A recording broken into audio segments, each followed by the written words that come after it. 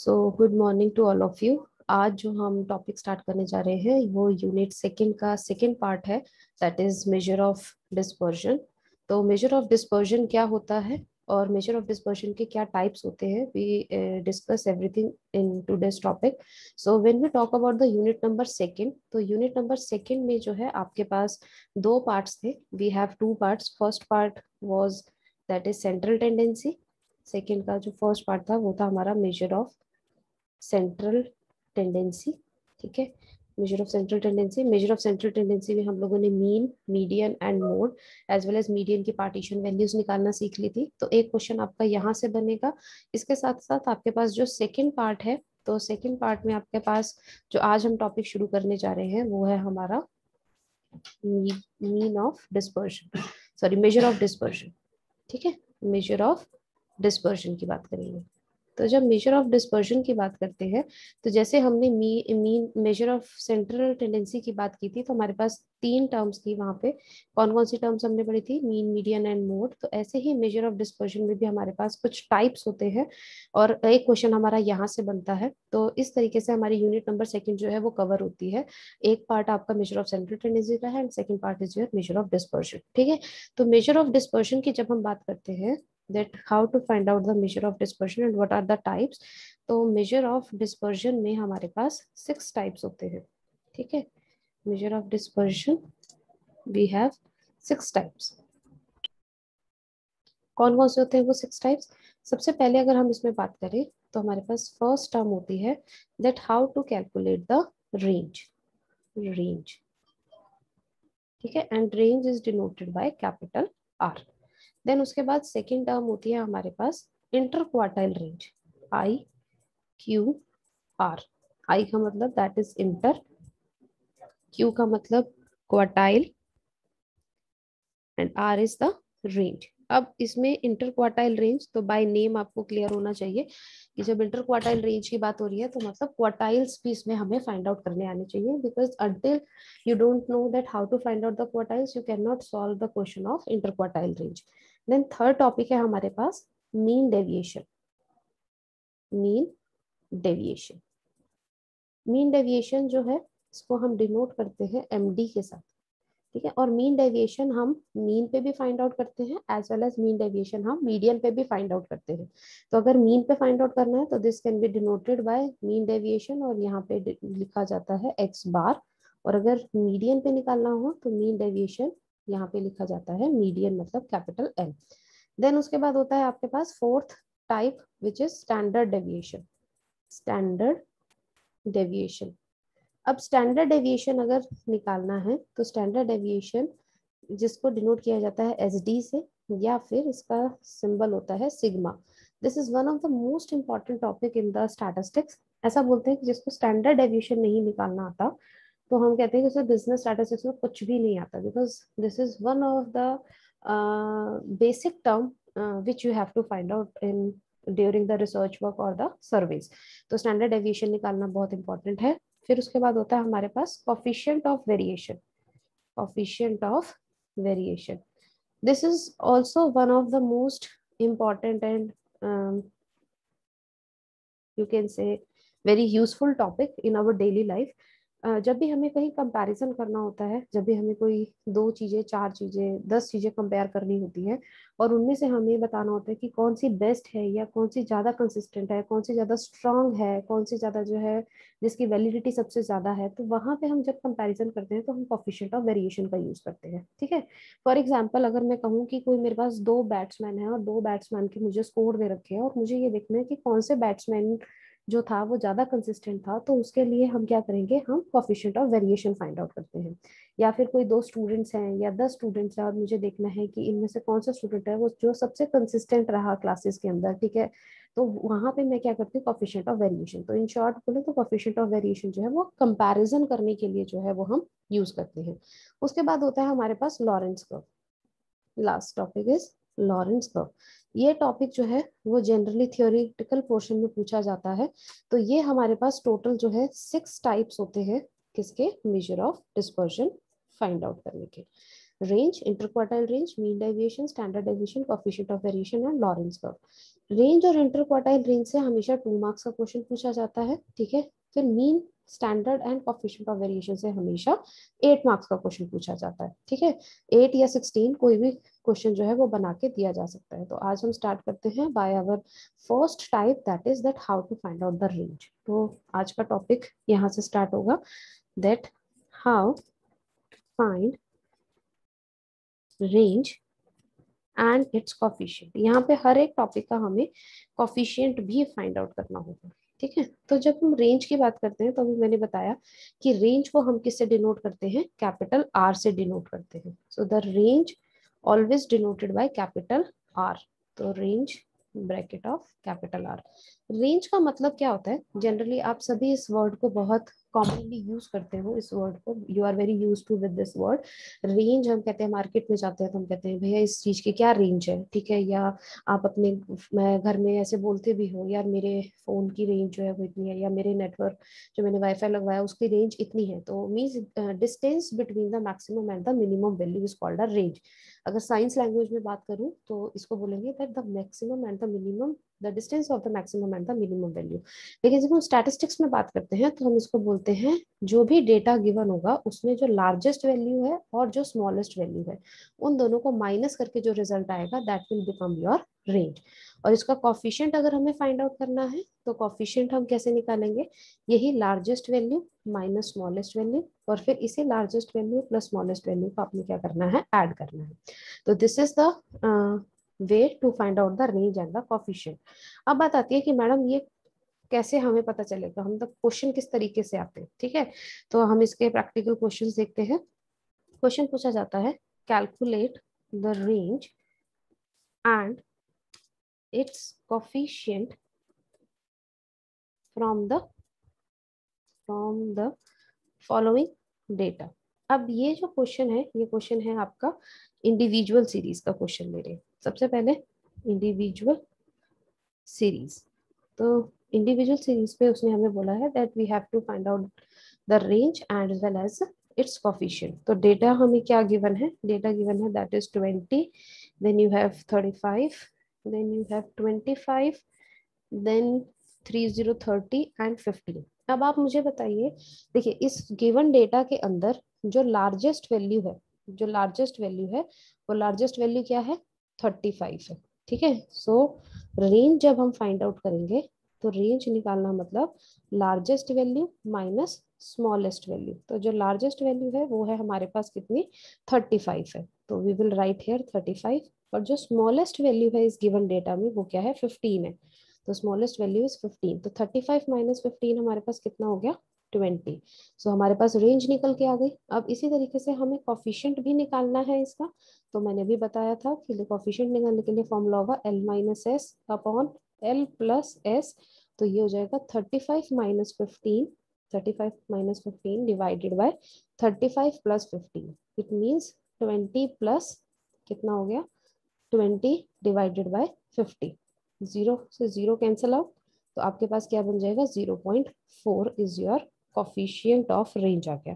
तो ये क्वेश्चन था इंडिविजुअल सीरीज का। हमारे पास सिर्फ डेटा गिवन था इंडिविजुअल टर्म्स, उसमें हमने सिर्फ ये देखना है कि उस गिवन डेटा में what is the largest value and what is the smallest value. आपने बस उसको माइनस करना है, you will get the range. And coefficient निकालने के लिए L minus S and L plus S कर दोगे तो आपके पास कॉफिशिएंट आ जाएगा, ठीक है। तो this is the way to find out the range at the individual. अब हम फाइंड आउट करेंगे डिस्क्रीट सीरीज पे। तो डिस्क्रीट सीरीज में हमारे पास जो क्वेश्चन होता है हमें भी वो ऐसे ही दिया होगा that calculate the range and its coefficient, its coefficient from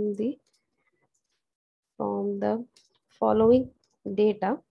and data जो होगा आपको पता है कि डिस्क्रीट में हमारे पास टेबल ऑफ एक्स भी होती है as well as we have table of f। तो table of x दे रखा है 10, 20, 30, then 40, then 50, then 60 and then 70। now table of f है आपके पास that is 15, then you have 18, then you have 25, then you have 30, then you have 16, then you have 10, and after that 9। तो जब हम range और coefficient of range निकालते हैं तो उसमें हमारे पास एफ की जो टेबल है उसका कोई रोल नहीं है, वो होना ना होना एक बराबर है, हमें एफ से कोई लेना देना नहीं होता, हमें सिर्फ और सिर्फ टेबल ऑफ एक्स को देखना होता है। अब आप मुझे बताइए यहाँ पे टेबल ऑफ एक्स यहाँ पे जब रेंज निकालेंगे तो लार्जेस्ट वैल्यू क्या है, what is the largest value, that is 70। 70। तो जो लार्जेस्ट वैल्यू हो जाएगी वो हो जाएगी आपकी 70 and the smallest value that is 10। तो वो हो गया हमारे पास रेंज कितना आ गया, 60 आ गया। ठीक है। सिमिलरली जब हमें उसने बोला है कि we have to find out the coefficient also, तो कोफिशिएंट के अंदर हमारे पास सिर्फ क्या चेंज होगा कि यहाँ पे l माइनस एस भी आता है divided by l plus S आता है। तो l लार्जेस्ट वैल्यू हमारे पास 70 है, तो 70 माइनस 10 डिवाइडेड बाय 70 प्लस 10, तो this is 60/80 and 60/80 means divide करोगे तो 0 to 0 cancel, 2 3 the 6, 2 3 2 the 6, 2 3 the 6, 2 4 the 8। ठीक है, तो कितना हो जाएगा 0.75। तो 3/4 is 0.75 is the coefficient of range. इस तरीके से आपने क्या करना है, डिस्क्रीट पे क्वेश्चन जो है वो सॉल्व करना है। तो टेबल ऑफ एफ का हमारे पास यहाँ कोई रोल नहीं है, टेबल ऑफ एफ को हमने बिल्कुल भी नहीं छेड़ना। ठीक है, हमने सिर्फ टेबल ऑफ एक्स से जो है वो लार्जेस्ट वैल्यू और स्मॉलेस्ट वैल्यू फाइंड आउट करनी है।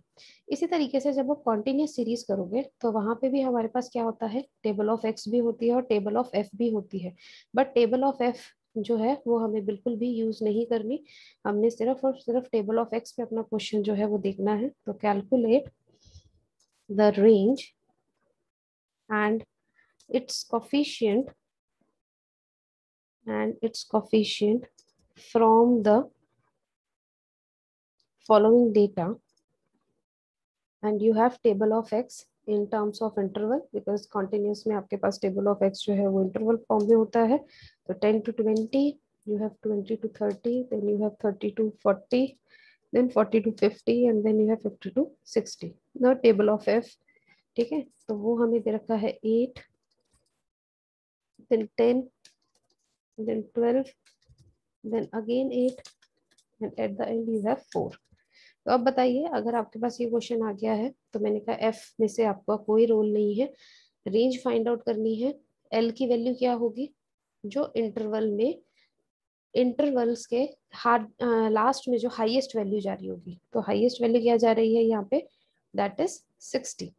ठीक है, और स्मॉलेस्ट वैल्यू होगी जहां से इंटरवल शुरू हो रहे हैं उसकी जो मिनिमम वैल्यू है, क्या है यहाँ पे मिनिमम वैल्यू, दैट इज 10। तो 60 माइनस 10 आपके पास कितना हो गया, 50। तो range is your 50 and you have to find out the coefficient also. तो वो क्या हो जाएगा, l minus S divided by l plus S. तो l माइनस एस मतलब 60 माइनस 10 दैट इज 50, और l plus S 60 plus 10 means 70। So when you will solve this, you will get the result that is 0.714। तो जो coefficient आएगा आपके पास यहाँ से solve करके वो आपका क्या आ जाएगा 0.714। तो इस तरीके से यहाँ पे जो कॉन्टिन्यूस सीरीज का जो क्वेश्चन है this is already in equal intervals. अगर इक्वल इंटरवल नहीं है, फॉर एग्जाम्पल अगर आपके पास अनइक्वल इंटरवल का क्वेश्चन आ जाता कि एक्स आपको दे रखा है 10 to 19 या 20 to 29, फिर 30 to 39, तो आपने क्या करना है, आपने पहले इसको इक्वल इंटरवल बनाना है। इक्वल इंटरवल बनाने के लिए आप क्या करते थे, लेफ्ट से 0.5 कम करोगे और राइट से 0.5 बढ़ाओगे, तो आपका नई टेबल बनेगी दैट इज 9.5 से 19.5।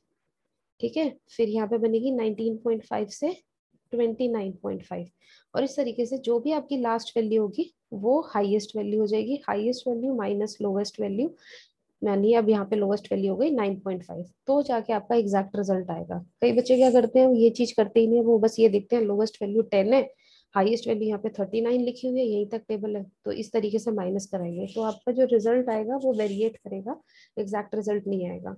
तो आपने देखना है कि आपको रेंज निकालने का, ये क्वेश्चन आपके पास 2 मार्क्स में आते हैं।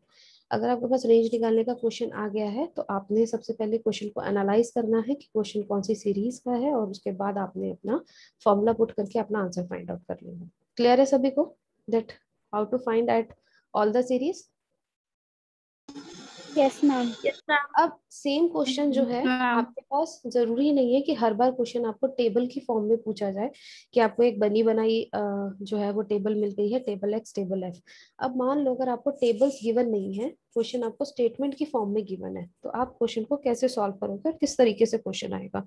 तो स्टेटमेंट बेस्ड क्वेश्चन कैसे होता है, जैसे दिया हुआ है that find the smallest value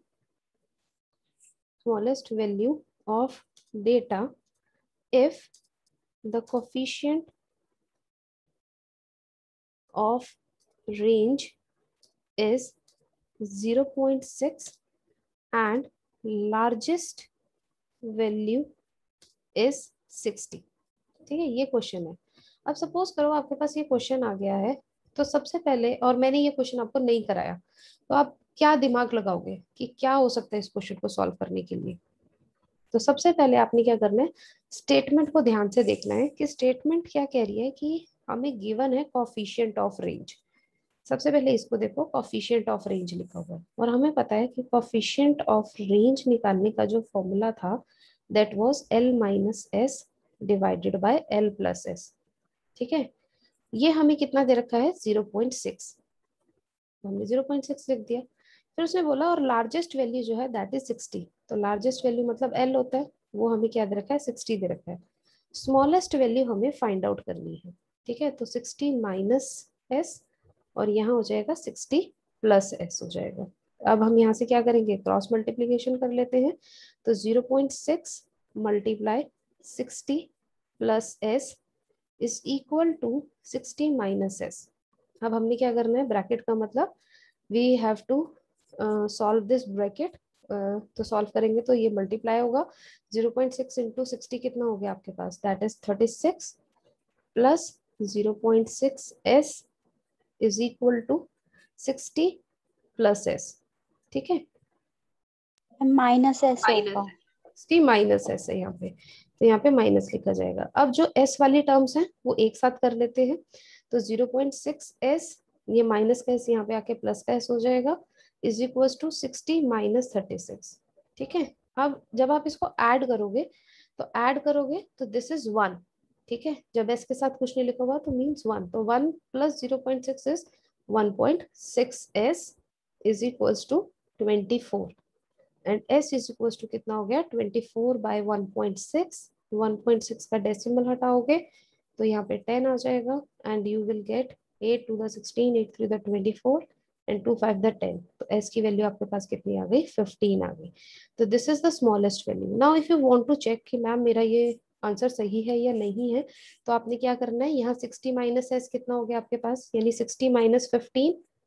ठीक है, डिवाइडेड बाय 60 प्लस 15।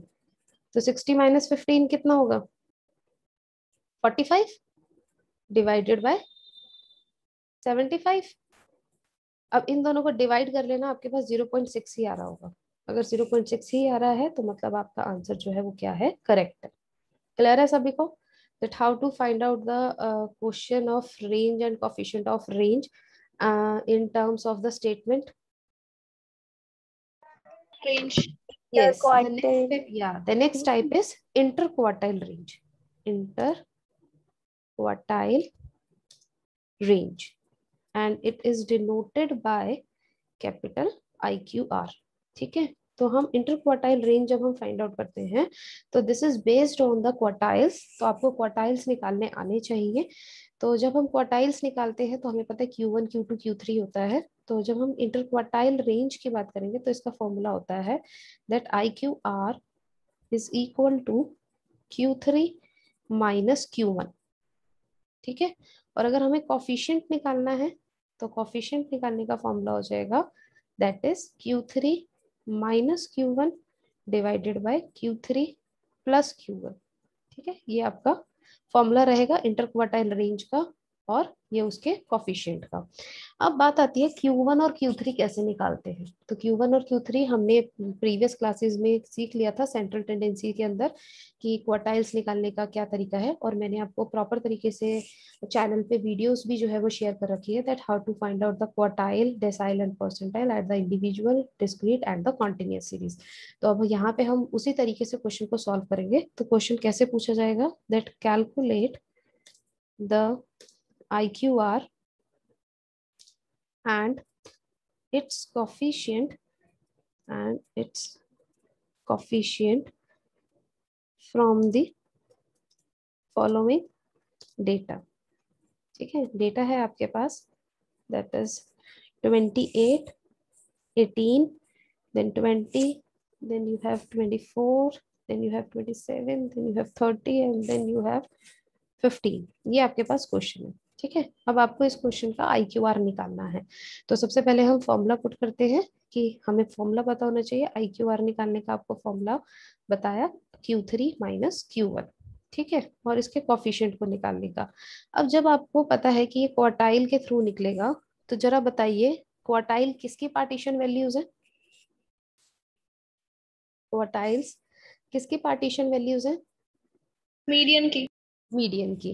तो हमें क्या होता था, जब ये क्वेश्चन क्या है, इंडिविजुअल सीरीज का है, अगर इंडिविजुअल सीरीज का कोई क्वेश्चन आता है चाहे मीडियन में चाहे उसकी पार्टीशन वैल्यू में, तो हम सबसे पहले डेटा को क्या करते हैं, अरेंज करते हैं, किसमें, असेंडिंग ऑर्डर में।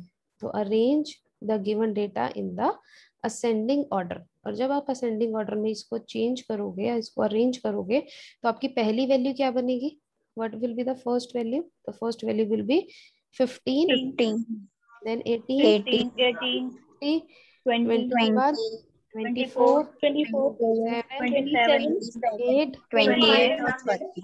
30। ठीक है, ये आपकी वैल्यूज बनेगी।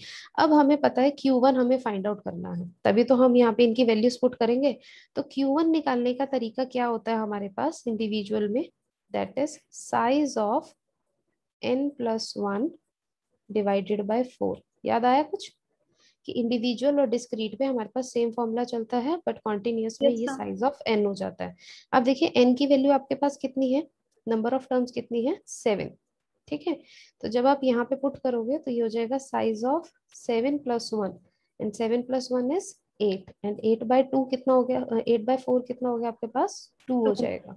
तो यानी size of the second term, second number पे देखो कौन सी वैल्यू है, सेकेंड नंबर पे है 18। तो 18, मेरे पास कितना आ गया, 18 आ गया। ठीक है, तो मैं ये वैल्यू यहाँ पर पुट कर सकती हूँ कि Q1 की वैल्यू कितनी आ गई, 18 आ गई। अब हम Q3 की वैल्यू फाइंड आउट करेंगे। तो Q3 की वैल्यू हम कैसे फाइंड आउट करते हैं, क्या फॉर्मूला होता है, 3/4 3/4 n। तो n+1 होता है, और n+1 का मतलब कितना हो गया, 8 हो गया। तो यहाँ पे 8 लिख के 4 टू द 8 और 3 टू द सिक्स्थ टर्म। अब जरा मुझे बताओ कि यहाँ पे सिक्स्थ टर्म कौन सी लाई कर रही है, 28। 28। ठीक है, तो Q3 मेरे पास कितना आ गया, 28 आ गया। I have the value of Q1 as well as Q3। IQR मुझे निकालना था, तो 28 माइनस 18 कितना हो गया, 10 हो गया। और इसका कॉफिशिएंट भी फाइंड आउट करना है। तो कॉफिशिएंट निकालने का फॉर्मूला हमारे पास क्या होता है, Q3 minus Q1 divided by Q3 plus Q1। तो कितना हो जाएगा, Q3 माइनस Q1 मतलब 28 माइनस 18 दैट इज 10, और Q3 प्लस Q1 मतलब 28 प्लस 18 मतलब 46, and when you will divide 10 by 46 you will get the result that is 0.217। इस तरीके से हम कॉफिशिएंट निकाल लेंगे किसका, इंटरक्वार्टाइल रेंज का। तो ये तरीका होता है आपका इंडिविजुअल सीरीज पे इंटरक्वार्टाइल रेंज और उसका कॉफिशिएंट निकालने का। तो जिन बच्चों ने अभी तक डिस्क्रीट और कॉन्टिन्यूअस जिनको नहीं आता और इंडिविजुअल भी नहीं आता, तो पहले आप क्वार्टाइल निकालना सीखो। क्वार्टाइल निकालना जिसको आ जाएगा तो बस आपने फिर फॉर्मूले में वैल्यू पुट करनी है। ठीक है, तो डिस्क्रीट के क्वेश्चन और कॉन्टिन्यूअस के क्वेश्चन मैं आप लोगों के साथ शेयर करूंगी। ठीक है, आप लोग उन क्वेश्चंस को सॉल्व करिए, आपकी एक्सरसाइज में भी दे रखे as well as I will also share some questions with you. और आज आप डिस्क्रीट और कॉन्टिन्यूअस के क्वेश्चन खुद से करके देखेंगे, निकाल लोगे सभी क्वार्टाइल, डिस्क्रीट और कॉन्टिन्यूअस पे। तो इस तरीके से हमारा जो है, आज हमने दो टाइप्स कवर कर लिए हैं कि how to find out inter quartile range at the individual range and inter quartile range. So hopefully सभी को ये दोनों टाइप्स जो है वो क्लियर हो गए होंगे. Tomorrow we will start the third type, that is mean deviation from mean and median.